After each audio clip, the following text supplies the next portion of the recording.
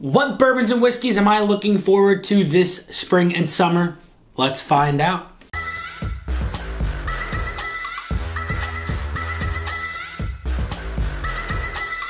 What is going on, everybody? Nathan here with the Everyday Drinker, bringing you guys a brand new video. Today, we're going to go over the bottles of bourbons and whiskeys that I am very, very excited and eager to try and hunt and find this spring and summer. I know it is halfway through May, but hey, bottles are being released sporadically here in Jersey, and most of the time here in Jersey, we get it first or we get it last. Let me know down in the comments below. I always want to know what bottles you are very interested in trying to find and hunt down these bourbon hunting seasons, and we're in one right now. Some fun drops are coming within the next couple of weeks and months. One more thing, drop that like, smash that subscribe button because we're on the road to 20,000 subscribers, and that's only up to you guys. Link down below for the Patreon and the store for your Everyday Drinker merchandise. But without further ado, let's get into bottle number one. Obviously, I don't have these bottles to put on the bar top, so I will put a little sticker tab down in the bottom corner of these videos so you can see what bottle I'm freaking talking about. The bottle number one is going to be the Russels Reserve 15 year. This is going to come in at 117.2 proof, and obviously,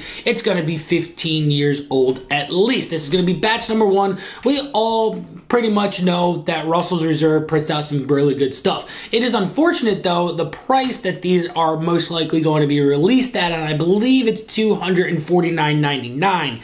Now, that is an absolute bonkers price for me to think about, but if I do see it on a shelf, I might pick it up at that price only because I know what the secondary is worth, and I don't want to ever spend secondary on that bottle because we all know that Russell's 13 has jumped up sporadically in prices, right? We started out at $80. It's moved this way up to about 150 now, but it still goes for like 300 on secondary. So Russell's 15 year is going to be the first bottle that I'm really interested in and hoping to possibly find this year. I know it's started to drop, but hey, who knows? Maybe we'll be getting more drops here. But bottle number two. Bottle number two is going to be Blood Oath Pact 10. Now, the last Blood Oath I had was Pact 8, and last year's I wasn't the biggest fan of just their finish. I think it was the sherry cask last year, but this year we're finishing it in Merlot and Cabernet Franc barrels, and that actually sounds very interesting to me. Pact 10, just like the rest of them, are coming in at 98.6, the blood temperature of a human being most of the time. I really like that little spin that they play there. But nonetheless, Blood Oath Pact 10, Cabernet Franc, and Merlot barrel finished. They definitely are using some higher aged bourbons in that blend there. So you're getting a really nice balance of oak and barrel finished effect that will most likely marry very beautifully in this batch. But enough of the Blood Oath. Let's get into bottle number three. Bottle number three is going to be one that is very divisive in our bourbon community and world, and that is going to be the Penelope Rio Batch 3. Now, I've had a bottle of batch number one, which was most likely the most sweet honey amberana finish thing you've possibly ever tried in your entire life. And me personally, I absolutely loved it. You know, I know a lot of people didn't think that it should be considered a bourbon because of how sweet it was. But for me, I liked how bold it was.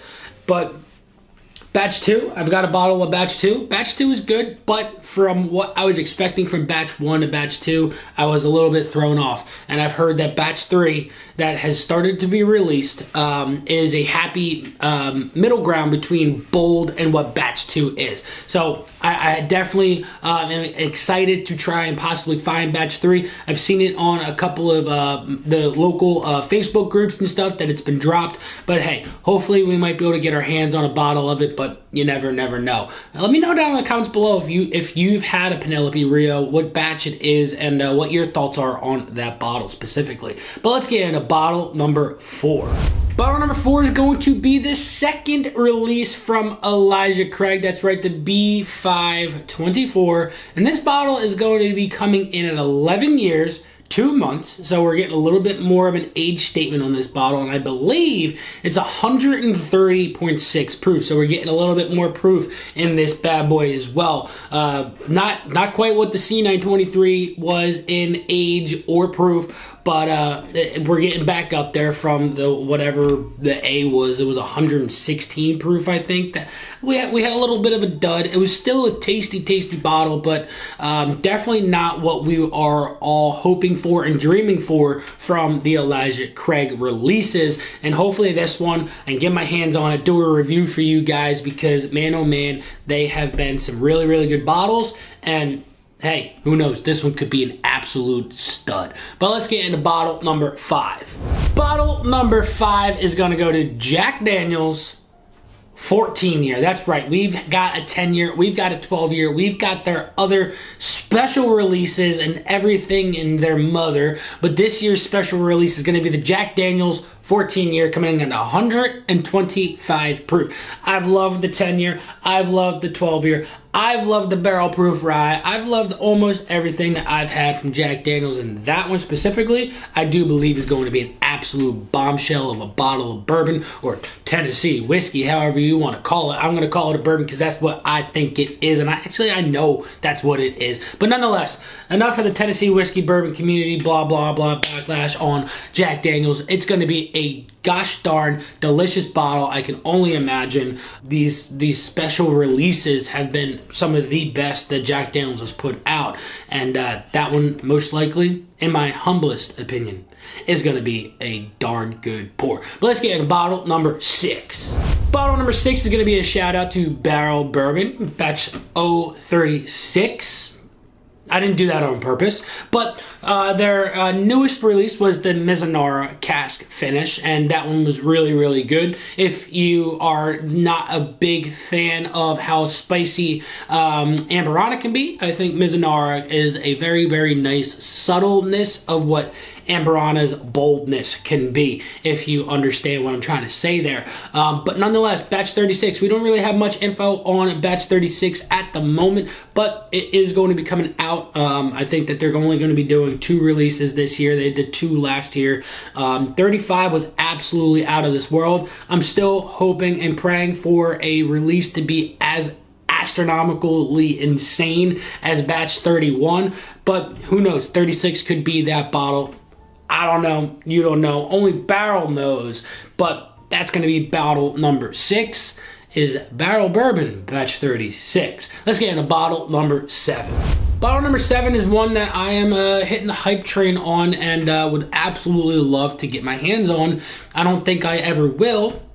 And that is going to go to the High West Buai. This is a blend of their bourbons and their ryes at 92 proof, and put together in a bottle, and it's got a very nice happy marriage inside there from what I have heard. Obviously, batch 1s are always the best, but I believe they're on batch 3 or 4 now. I don't think I've ever seen this one here in New Jersey. I think it might be a Utah or a distillery release only. I could be wrong on that, but if I do ever possibly see my opportunity in buying a High West Buai, I most likely will pull the trigger if the price is right. Let's get into bottle number 8. Bottle number 8 is one that I am absolutely stoked for, and I really want to get my hands on, and that is a Michters 10-year single barrel bourbon. Now these are in that proof range of like 91 to like 96. The first release, the A releases of 2024, I think are starting to hit shelves now. But nonetheless, I heard last year's releases were absolutely out of this world. I definitely want to get my hands on this year's release, because why wouldn't I? I think that the Michters 10-year bourbon for the proof is just the flavor punch that you get is absolutely out of this world, and I definitely want to get my hands on a Michters 10-year single barrel bottle of bourbon. And finally, bottle number 9. Bottle number 9 is going to go to the newest edition of the Maker's Mark wood finished series, the Heart release. This bottle is going to come in at 112.6 proof, and it's going to feature and implement inside of this bottle all of the love and teamwork from the Maker's Mark community inside of that distillery, and what that team empowers into a bottle of bourbon is what I am told. I don't know what we're going to get from this, but if it's anything like the BEPs and the BRTs, it's going to be a darn good bottle. And it's coming in at 112 proof, which is a little bit higher than what the previous two releases have been. And hey, I am all for high proof Maker's Mark. That makes me happy. High proof Maker's Mark makes me a happy, happy man. And that's going to do it. Hope you guys enjoyed this one. Until next time, this has been Nathan with The Everyday Drinker. Cheers.